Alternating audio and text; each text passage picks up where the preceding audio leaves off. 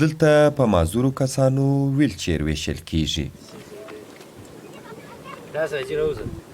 د بلوچستان په لیرې پرته سیمه کلاسیفلا کې د خیر ښېګړي یو سازمان د معذورو کسان لپاره جوړ دغه بایسکلان د هغوی کورونو ته هم رسوي.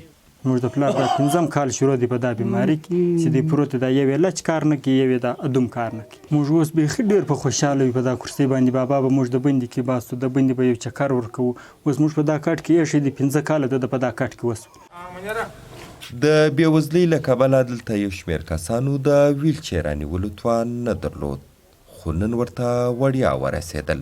زما پلار معذوره دی، زه معذوره یم. داسې کلي راکئ، دوکان ته وځم، اکا ته وځم، کلي وځم، کرکټ ګوند ته وځم. اوس زه ډېر خوشحاله یم. په معذورانو کې د بایسکلانو ویشلو دا کار د کلاسیفلا څو ځوانانو 2.5 کاله مخکې پیل کړی او تر دې دمه یې لسګونو کسانو ته ویلچیر ورکړي دي.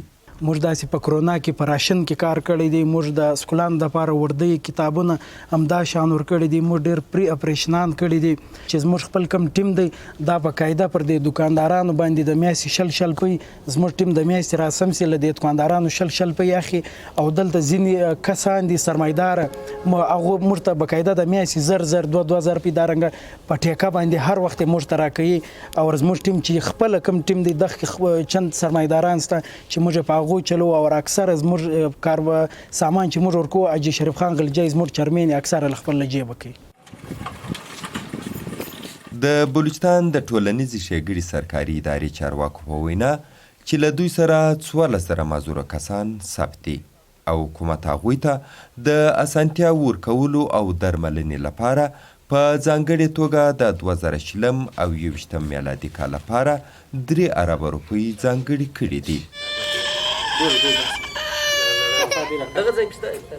د معذوران لپاره کارکوونکي د غیر سرکاري خیر ښېګړي سازمان غړي وایي چې د بلوچستان په لیرې پرتو سیمو کې په لوی شمېر کې معذوران دي چې هغه د سرکاري ادارې سره نه دي ثبت شوي.